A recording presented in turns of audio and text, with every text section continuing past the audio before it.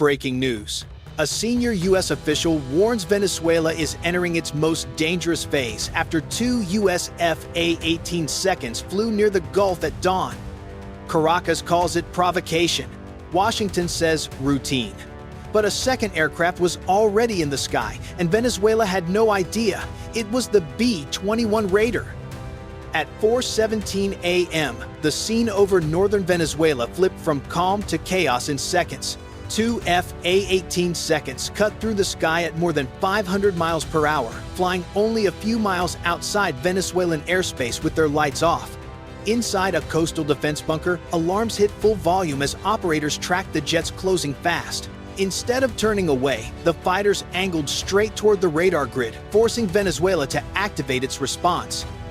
Screens turned red. Voices overlapped. Steps slammed against the floor. This was no misunderstanding. It was a clear signal, written by speed and steel, and it pushed both sides into danger. They had no idea the real threat was still coming. If you want to follow this confrontation moment by moment, hit subscribe so you don't miss what happens next. The flyby of those two F-18 seconds mattered far more than it looked. The Gulf of Venezuela is one of the most sensitive areas in the region, a narrow stretch of water where every radar station is awake 24 hours a day. Any jet that enters that zone, even on the edge of it, touches a nerve inside Caracas. When the F-18 seconds moved close at high speed, they didn't just pass through a patrol route. They pressed against the exact point where Venezuela watches for a real attack. To the Venezuelan military, this was not a simple flight. It was a test of their reaction. They had to move fast, activate their systems, and show they could defend the northern coast. But the moment those alarms went off, they also revealed something the US was looking for: how quickly they respond, which radars turn first, and where their network slows down. That information is priceless in any crisis. For the F-18 pilots, the pressure was real. They knew they were pushing toward a line that could spark a military response if anything went wrong. Their flight was timed, measured, and controlled. And they were not alone. While they ran low and loud, a B-21 Raider flew far above them, invisible to every radar in the area. The Raider was not there to strike. It was there to watch how Venezuela moved when they believed they were only dealing with two fighters. This is why the moment matters. The F-18 seconds forced Venezuela to show its hand, and the B-21 recorded every second of it. The coastal defense grid, the alert speed, the communication traffic, even the blind spots between radar sweeps, all of it became clear to the stealth bomber watching from above. To Washington, this was more than a show of force. It was a warning to Caracas that the US can gather deep intelligence without firing a shot. To Venezuela, it was a sign that even when the sky looks empty, it may not be. Their systems responded to the noisy fighters, but they never sensed the aircraft that mattered most. And that is the real problem. A country can only defend against what it can see. Today, Venezuela reacted to F-18 seconds, but the B-21 proved that the real threat can move right through the center of their airspace without a single alarm. The situation is no longer about jets flying near a coastline.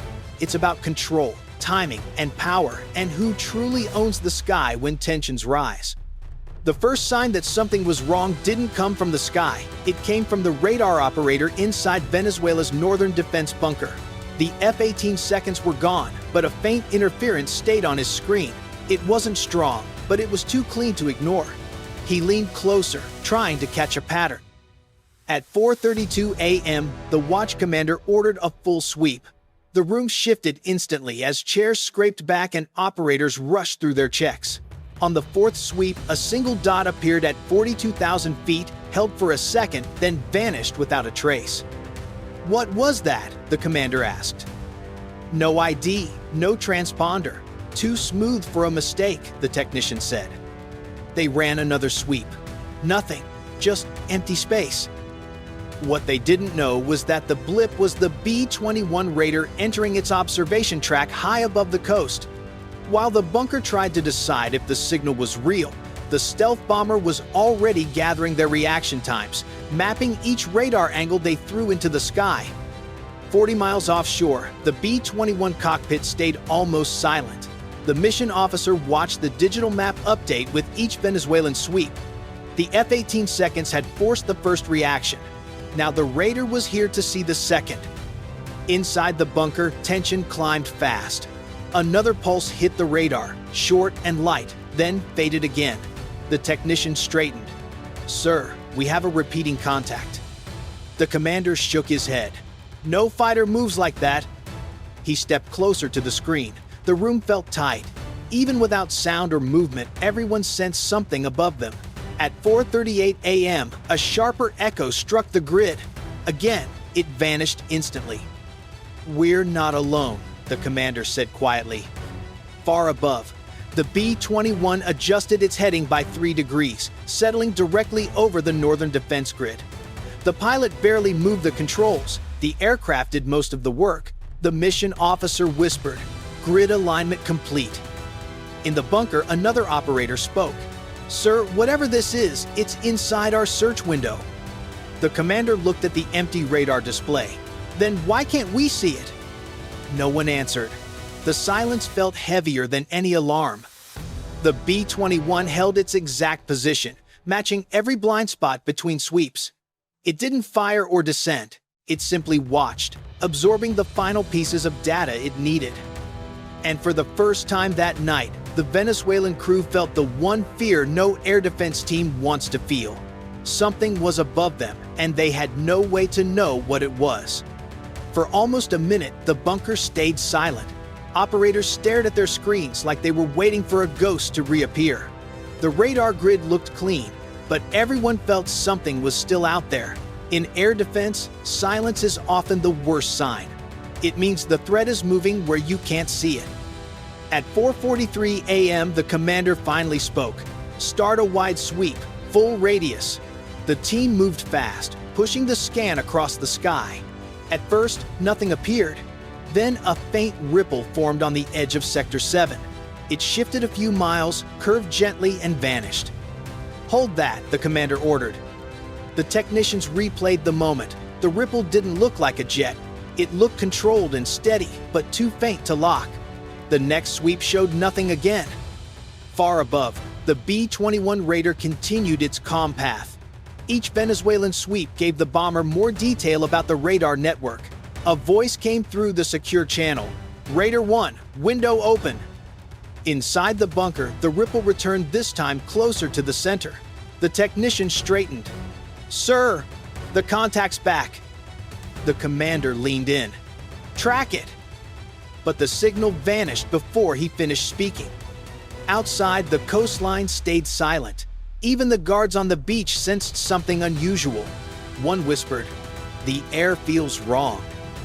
At 4:48 a.m., a stronger distortion hit the middle of the grid.